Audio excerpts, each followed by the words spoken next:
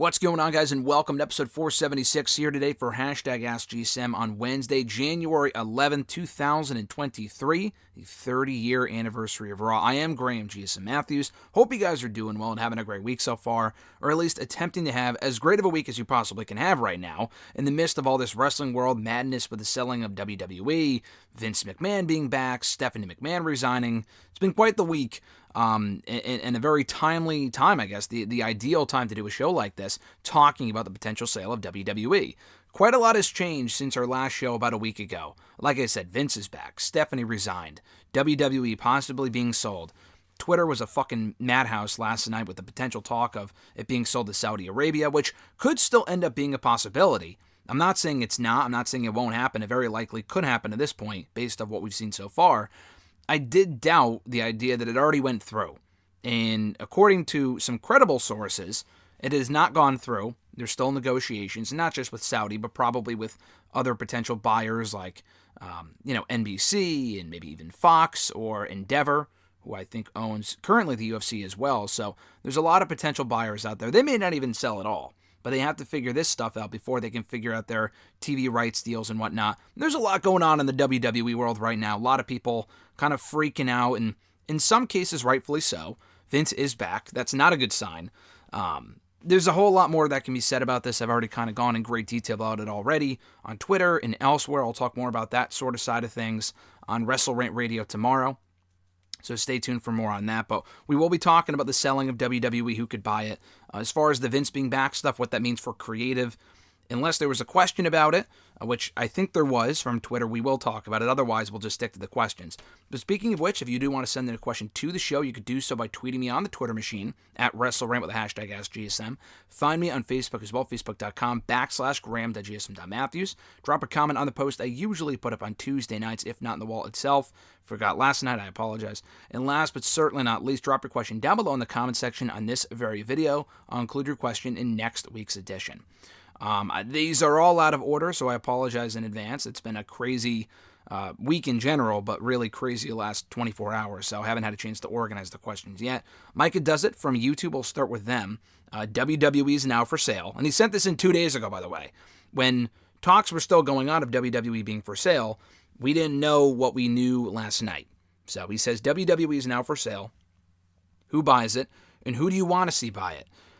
The thing with me, and I can't really speak to the business end too much of WWE, because honestly, as I've said to other people who have asked me about it, I honestly have no idea whether it would be a positive or a negative if WWE ultimately sold to another company.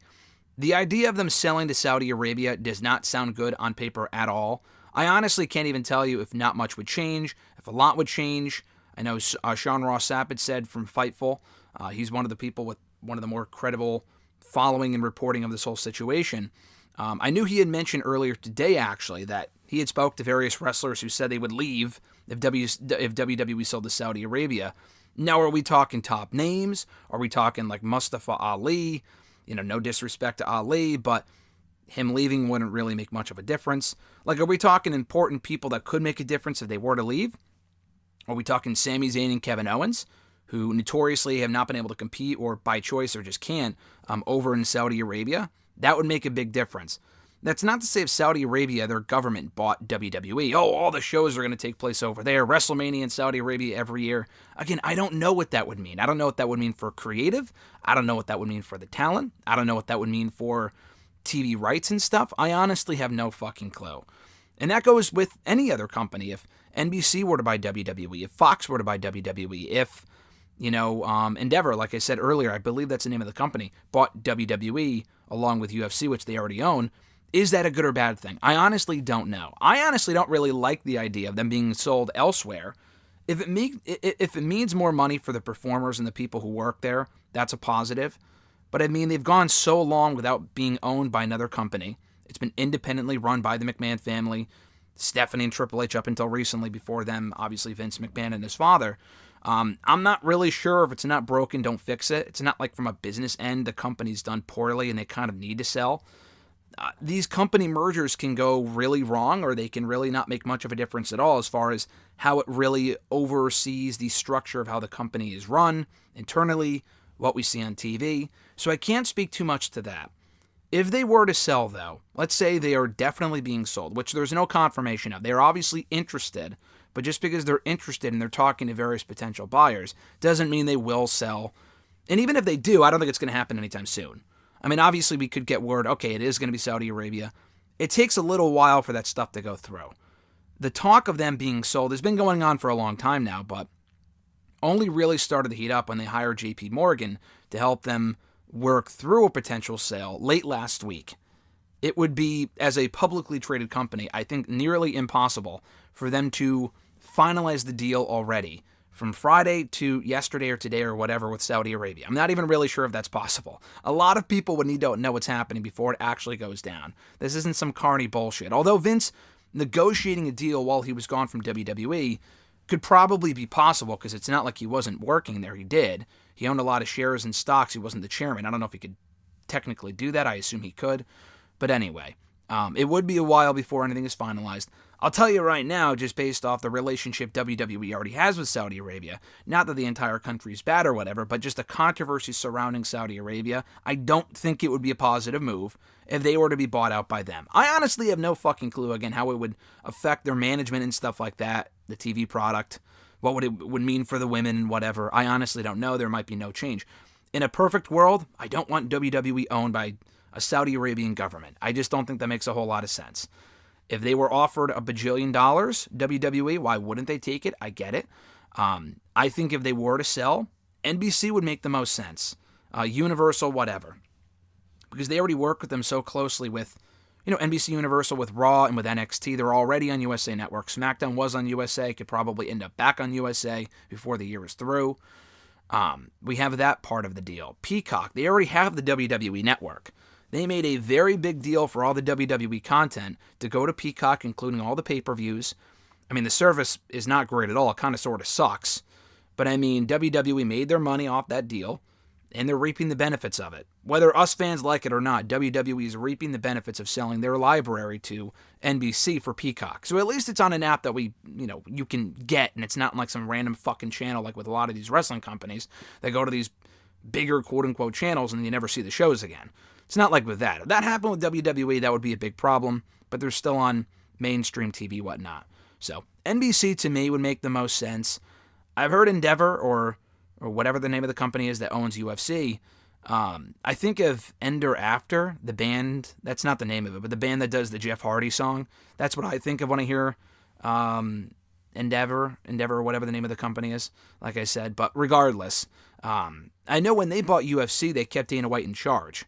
So I don't want Vince McMahon in charge, obviously, but unfortunately that's a reality that is now a reality. That's a nightmare that's become a reality. And then he's back as executive chairman. I don't want to see that. I feel like there's still a lot of controversy and shit surrounding him that is yet to be unpacked. And even what we do already know about Vince does not make him a good fit for that spot, in my personal opinion. But whether it be Vince or someone else, I would rather at least, even Vince, for as problematic as he is, being in charge of that company is a problem. That's a big issue. If he's still there, but at least if he's running it, or Triple H, would be better than the company itself running it, who knows nothing about wrestling. And if they deem it's not worth it or whatever, not that they would shut down WWE, but that could be a big problem as well. So to keep the current management team in place at WWE, if they were to, own it, if NBC were to buy it, or really any of those companies like Endeavor or whatever, that would make the most sense. And that's what I hope happens. If a sale goes through, I would say either NBC or the company that owns UFC. Probably not Saudi Arabia. There's other potential buyers. Tony Khan's that's not going to happen, I don't think. I mean, never say never at this point, but Tony Khan buying WWE, unless he was just a mark, for which he is, for WCW and the Monday Night Wars, and he wants to end it the same way, I don't even know if that would make sense. I don't think that's happening. So, I'm not exactly sure. Time will tell as far as what happens exactly. I personally, in a perfect world, probably would not want to see a sale. I don't think, if what they've done so far has worked for them, I'm not really sure why they would change that. Going private would also probably be a dumb move. And if they care about money at the end of the day, and I'm specifically talking about Vince, he's probably at the end of the day going to do what's best for him, and probably not what's best for the company. If he's going to walk away with a lot of money and potentially damage the company, I'm sure he doesn't give a fuck. But, if he is, if everyone else at that company is looking out for the betterment of WWE and its performers and fans and whatever, If they were to sell, it would be to like a company like NBC. That, to me, would make the most sense. Central Man Network. Who is your pick to beat the Usos for the tag team titles? Well, now we got to be specific here because I know you sent this in 4 days ago. But we found out on Raw, oddly enough, that the gauntlet match that main evented that show was for an opportunity at the Raw tag team titles. Now, I thought that was a botch because I saw it in the graphic, but Adam Pearce said it multiple times. The commentators alluded to it. Even on Raw Talk, they alluded to it multiple times as a Raw tag team title opportunity. And as other people have suggested, it seems pretty likely that Judgment Day, who won that gauntlet match, will take the Raw tag team titles from the Usos to defend them against Rey Mysterio and very likely Bad Bunny at WrestleMania. It would be Damian and Dominic in that position. Finn would likely do something else. Probably face Edge again if it's not happening at the Rumble, which I guess they could set up, but they have 2 Raws left. That would feel rushed. They're probably waiting until WrestleMania for that match. But anyway, as far as the Usos go, they should lose their SmackDown tag team titles, which they really have the record for, not the Raw tag team titles. They should lose the SmackDown tag team titles to, obviously, Kevin Owens and Sami Zayn at WrestleMania. There's no other answer that makes sense. Personally, I would not split the tag titles. I feel like that's dumb. Even a Rey and Bad Bunny versus Dominic and... I mean, first of all, I would just have it be Rey and Dominic straight up, because that's the feud. I know Bad Bunny has history with Damian. It is a cool attraction. I wouldn't be upset at that, but to have the tag titles on the line just seems incredibly unnecessary. Bad Bunny ain't coming in to work a regular schedule. He should not be tag team champion. We don't need another fucking Braun Strowman Nicholas situation where they win the titles and they immediately vacate them. It makes no sense. And they shouldn't have 2 separate tag titles anyway, because they have they have a lot of teams on both brands, but truthfully speaking, the brands are better off with one unified tag team title. The Undisputed title can be separated back up into 2 separate top titles. I agree with that. The tag titles should be kept unified, in my personal opinion. And then it doesn't even make sense from a storyline standpoint. If they've been the unified tag team titles for close to a year now, why all of a sudden would Adam Pearce say, well, we're going to separate one of them and have one of them on the line? That just doesn't make any sense. That match does not need the tag titles anyway, so I don't like that. But regardless, as long as Owens and Zayn are the ones to beat the Usos for these SmackDown tag team titles, if not the entire WWE Undisputed tag team titles or WrestleMania, that to me is what matters most. Micah Does It, also from YouTube. How should Pat McAfee return to WWE? Do you think we should see him in the Rumble? When does he return? Should we move Barrett to Raw with Graves and get rid of Graves, his commentary partner? The problem with that is that, I love Kevin Patrick. I don't think he's the best fit for the Raw commentary team. He's been fine, but not overly great. I honestly thought Jimmy Smith was better. I thought the last Raw commentator, play-by-play, was better than Kevin Patrick, who I think kind of shines in a personality role as a interviewer and host and stuff like that. A lot like Renee Young, not the best commentator, at least in my opinion. And I love the guy.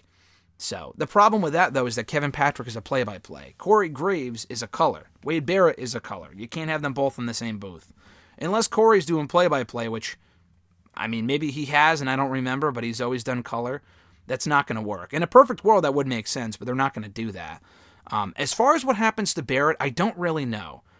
It seemed to make sense that when Pat McAfee was ready to come back, and he is coming back, and he's going to SmackDown, that he would go back to SmackDown, which he is. That's what Fox wants, and, understandably so.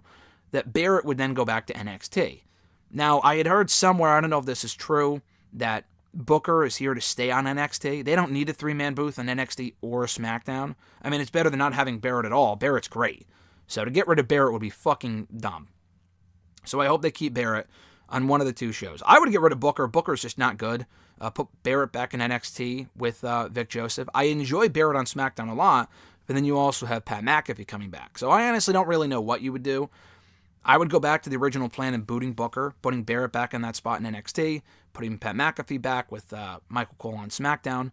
Just my opinion. And then with McAfee, how should he come back? I'm surprised he's not back already, to be honest. But because he's not, makes me think that they might be holding out for a Rumble appearance. If he wasn't back on the first SmackDown of the year, which has in the past been a bigger show, not this year, they kind of phoned it in this year. The Rumble's in a couple of weeks, just wait until the Rumble. Have him as a surprise entrant in the Rumble, and then he's back on the booth. Maybe he gets eliminated and then goes to the commentary team, goes to the commentary table right after that. That would make the most sense and would get a great reaction in the arena as well. Let's see. Last two questions here from Nike only. First one being, with the new Royal Rumble poster being electrifying, do you think we will see The Rock show up at the Royal Rumble to set up a feud with Roman Reigns?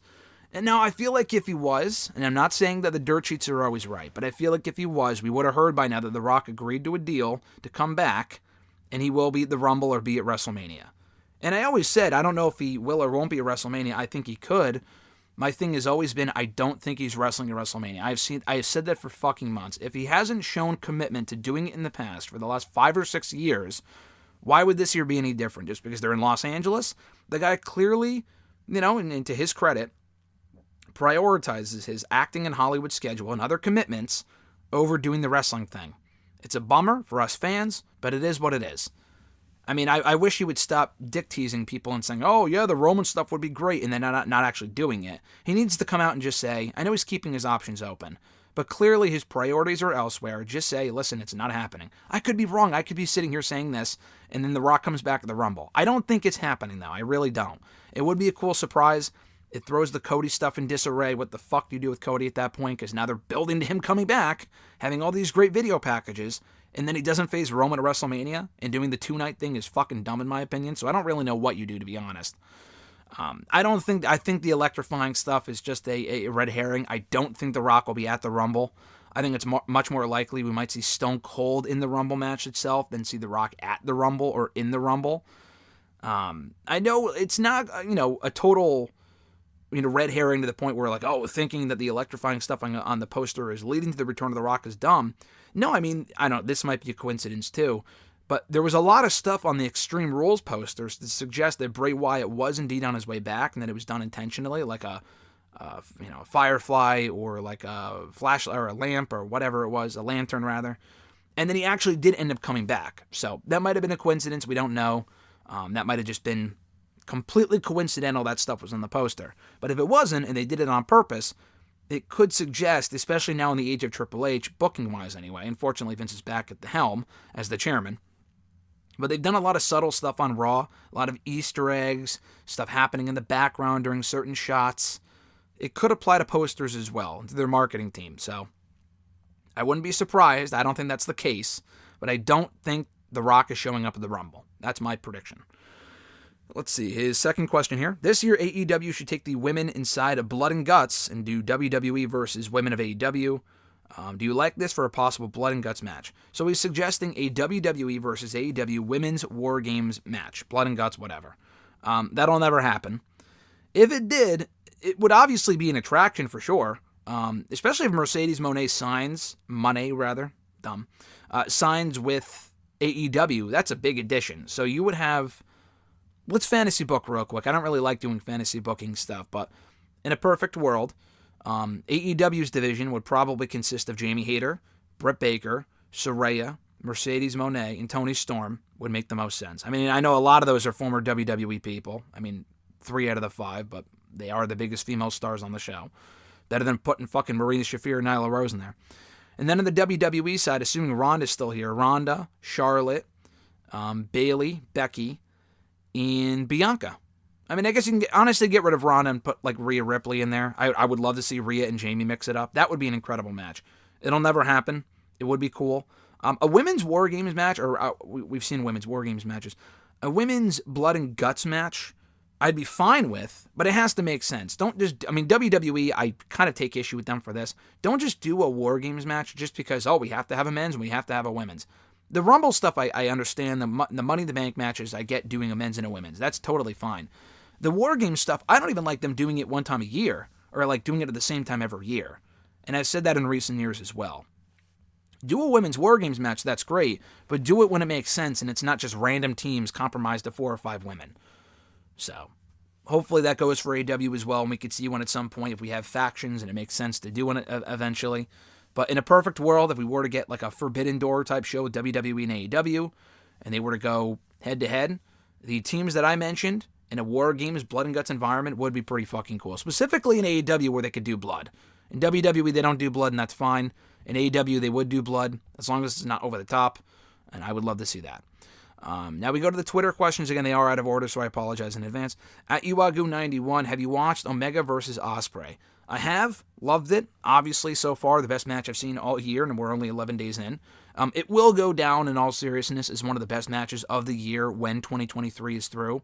It was a phenomenal match. It was a match I had high hopes for, and they delivered. In spades, and then some. So, phenomenal match. I did do a full review of Wrestle Kingdom Night 1, probably not watching Night 2. I don't really care about the New Japan versus Noah stuff. Night 1 was enough for me. But I did do a full review of that show from last week on WrestleRant.com, so if you want my full thoughts, check that out. I also talked about it briefly on WrestleRant Radio last Thursday. At Reborn Again, John Ritland from the Twitter machine and on YouTube, Real Honesty with John Ritland. Check out his channel, does great stuff. Quick cheap plug, I talked about this last week briefly, but John and I chatted for a good 2 hours a few weeks ago, breaking on the best and worst movies and everything in between from 2022. Great chat, great conversation. John is awesome. So check that out right now on my channel from last Friday, and then go over to his channel for more great movie reviews. But his question was, so this Alexa, Bray, Uncle Howdy stuff, what exactly is the end game? And also, wouldn't this stuff be better off in a Blumhouse production? First of all, or Blumhouse, I think it's actually how you pronounce it. Yes, it would be. It would be better off in a Blumhouse, maybe not WWE Studios production, but a Blumhouse production. I don't know what the end game is. I honestly don't. I mean, I would assume whoever's Uncle Howdy is facing Bray at WrestleMania. If it is Bo Dallas, a Bo Dallas-Bray Wyatt match at Mania kind of feels like a fucking waste of Bray Wyatt to me. I know that's the whole story they've been telling. I would hope that Bo is a part of whatever they're doing, but not necessarily the guy that Bray faces at Mania. I feel like that would be silly. How Alexa factors in, I have no idea. I really don't. I mean, I assume it's leading back to Bray and Alexa reuniting. I really don't want to see that. I think that'd be fucking ridiculous. I think that'd be really, really dumb. So I hope that's not where they're going with this, but it sounds like it is. Beyond that, I'm not really sure what they're doing. I hope we're not getting Bray and Alexa at WrestleMania against each other, because that's even worse. At Uwagu91, back to them. Their next question. Did you notice that Kota Ibushi went the entirety of last year inactive? I didn't know that until you brought it up. I knew it, but I didn't know it, because I know he got hurt a while ago and was seriously injured for a good while. I forgot when the injury happened, but clearly it was in 2021. It was not in 2022. It does make sense, though, because now that I think about it, I remember watching Wrestle Kingdom last year, and he wasn't on Night 1 or Night 2. So it makes sense that he didn't wrestle last year, but hopefully he's back in action at some point this year. He can heal up, and we see him in AEW or elsewhere. I feel like that'd be pretty cool. Back to John, Reborn Again, or at Reborn Again, rather. His next question was, in regards to Dynamite last week, how did the crowd come across when you watched it on TV? Mostly asking since I was in attendance and it was a loud experience. Yeah, John was there. I forgot to mention this here on the show last week, but John was at Dynamite last Wednesday, the first Dynamite of 2023, and that show was excellent. Definitely one of the best Dynamites I've seen in quite a while. That was also probably the best AEW crowd I've heard in a very long time. Probably since they got back on the road. Maybe not the best, it's well up there, though. I mean, it's well up there. If they're not the best, you guys were well up there. And you guys were hot for pretty much the entire show. Granted, you weren't electric for like the Jade Cargill tag team match, but who the fuck would be, because they haven't given those women any creative attention at all. But beyond that, it was a great show, great opener, great main event, crowd was hot throughout. You guys were awesome, and I hope they go back to Seattle soon. At Uwagu91, if MJF were to select Bryan Danielson's next opponent, do you suppose he'll bring in Chris Hero, formerly known as Cassius Ohno? I could see that happening, for sure. I don't think they would sign Ohno, or Hero, whatever. It would be a cool attraction, given their history in Ring of Honor and just their ties to Ring of Honor and whatnot. It's definitely a possibility, because I know Jericho had said on Talk is Jericho a few months ago that he wanted Hero in AEW to face for his Ring of Honor World Championship Open Challenge, and then for whatever reason it didn't work out. I don't know if he was hurt or just didn't want to. So the name was on the mind. I'm sure Tony Khan's like the biggest fucking Ring of Honor mark, so I'm sure he would love to get Hero in AEW for one night to face Danielson. We've seen Danielson and Daniels before. They did that match about a year ago on Dynamite.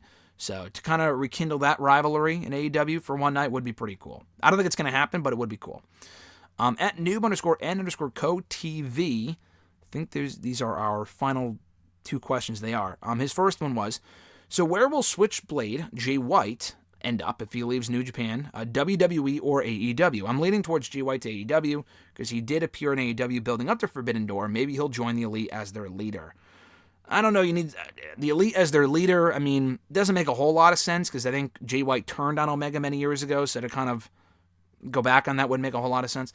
Him like aligning with Adam Cole when Adam Cole is ready to come back would make sense because they established something of an alliance previously last year, and they have ties to the Bullet Club. I know the Elite do as well, but the Elite, now that they're baby faces, that just wouldn't make a whole lot of sense. Jay White would come in as a heel, obviously. This probably would have been my top story for the episode today had the the WWE Steph Vince sales shit not gone through yesterday. Because this was another big story that kind of got drowned out in the midst of everything else. Honestly, I'm going to say Jay White to WWE. There's not a lot of people from New Japan that I think that would, not that they wouldn't do well in WWE, that I wouldn't trust WWE booking. For example, Tanahashi and Okada and Naito and people like that. Granted, they are Japanese talents, and WWE has a very shaky record of Japanese talents. But even more so than Ospreay, I feel like even Ospreay would be a risk. I would love Ospreay in WWE, but I feel like there's an even bigger risk with him because I feel like Jay White, his mic skills are better. Not that he's a better in-ring performer. I think Will Ospreay is better in my opinion. But Jay White just gives me that WWE feel where if you were to come in, I feel like you could get maybe not the AJ Styles push right away because AJ was more world renowned for a little bit longer than Jay White, but Jay White's been a big star overseas in AEW, or rather in New Japan for 5-6 years now, that him coming in would be a big deal. And they could definitely push him, I mean, not in NXT, give me a fucking break. Keep the name, keep the Switchblade stuff, put him on the main roster, make him a main event star. I would love to see it. So honestly, I would say WWE, because he may never be this hot again. If he goes to AEW and has like a lackluster run, he may not be able to go to WWE. If he goes to WWE and doesn't have the best run, he would probably still end up in AEW, let's be honest. Because WWE is just a bigger brand. Does the whole Vince, Stephanie sale talk hurt potential chances of Jay White coming in? Yeah, it could, absolutely. Especially if Vince is back in creative. It absolutely could hurt the chances, if not outright eliminate the possibility of him coming in, because he may not want to come in if there's so much, anarchy behind the scenes. But, personally, I would say WWE. I feel like there's a very few people from New Japan that I feel like could come into WWE and do well. He's one of them, and you might as well strike while the iron is hot, because they may never have this opportunity again, and I feel like WWE would book him well if he were to come in. I could be wrong, and he could be ruined, but I feel like it's worth a shot.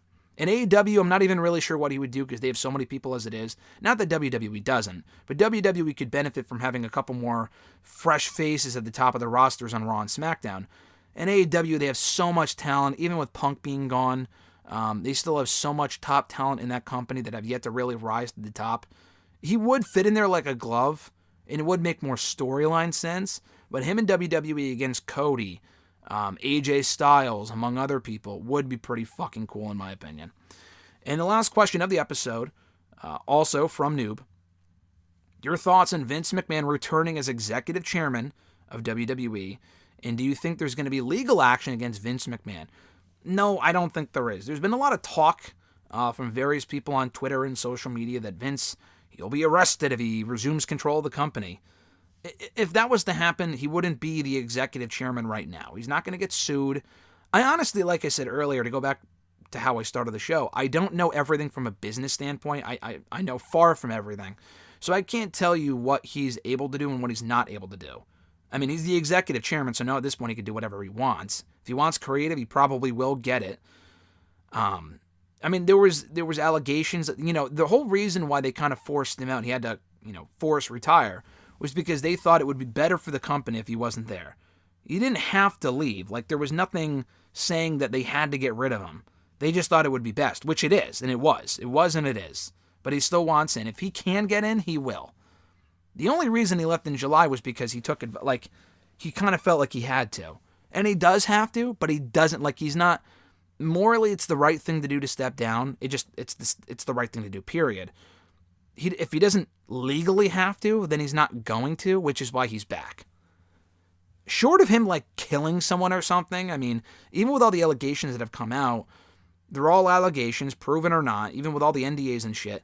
It's scummy behavior, but it's not enough to get rid of him is the problem. Literally force him to be fired or have to resign. He was kind of not guilted into doing it. He has no fucking guilt, I'm sure, but, it wasn't a situation where they were all right, you can't come back. They never said that. They just said, it's probably for the best if you don't. Well, he doesn't give a fuck. He's back now. So I'm not really sure what it would take to get rid of Vince in this role. Honestly, short of him dying, I'm not really sure what it would take. Aside from killing someone, like I said, or, doing some sort of major crime. But people in his power and in his position of power, old white men like that, typically get whatever the fuck they want when they have as much power as Vince McMahon does. That's the problem that we find ourselves in right now. So I don't think it's a good indicator. And I've said elsewhere before, I'll keep it short and sweet here, and I'll go into more detail about it tomorrow on WrestleRant Radio. Vince has had so much success in WWE and in wrestling in general as the greatest promoter of all time. It sucks to see it get to the point where I want him to leave, where we want him to leave. He should be around, still making business decisions and not injecting himself into stuff, but because of his track record and being a sex pest, like I said, and just not being overly reliable, and in addition to that, also just being out of touch for an 80-year-old man, I don't think he should be in the position that he is. Helping with the company in some form or fashion? Sure. Creatively? Absolutely not. And I probably even said years ago, him being in a position of power as the chairman would be fine if he wasn't running creative. But even at this point, with all the allegations that have come out, it's too toxic. It's too toxic to have him in that role. It's a bad look for the company. People don't want to work with him. People don't want to have him as their boss. There's a lot of shit and controversy surrounding him. To have him in that position is really dumb. Is it illegal? No, I don't think so. But it is very stupid. Long run, not sure how many companies are going to want to work with WWE. I could be wrong, and everyone's going to want to sign up to work with WWE. Oh, Vince is back, stock's up, everything's great. I have no idea. All I know what I'm going off of is that he left in July, and the company didn't really suffer. Triple H, Nick Khan, Stephanie picked up the pieces, so to speak, ran with it, made the company just as good, if not better, morale-wise, everything else-wise, business-wise. Nothing really suffered. So they have proven that Vince were to die tomorrow, they're probably okay. But Stephanie's gone, Vince is back. No one really knows for sure what the fuck is going on. And the sales stuff is not official. It will be a very, interesting story to follow in the days and weeks and months to come. I don't have a great feeling about it because we've only gotten bad news so far. It really has not been positive news. It's been one thing after another, like, he's considering a comeback. He sent the board a letter. He's back on the board. He's the chairman. Stephanie's gone. Like, it's one thing, it's a domino effect as far as how quickly this stuff is happening. It's wild how much has changed in the span of a week. I was sitting here so excited for 2023 a week ago. Wrestle Kingdom, so great, awesome, blah, blah, blah. Now, a week later, it's all doom and gloom. So hopefully we don't continue down that path, but it really is a wait-and-see approach, and we can only hope for the best. And that's going to do it, guys, for today's episode of #AskGSM for Wednesday, January 11th, 2023. Like I said, the 30-year anniversary of Raw today, and that is the last thing that people are talking about. It's just, we have a Rumble to look forward to at the end of the month, but we don't even know if it's going to be booked by Vince McMahon. Who even knows? It's fucking nuts.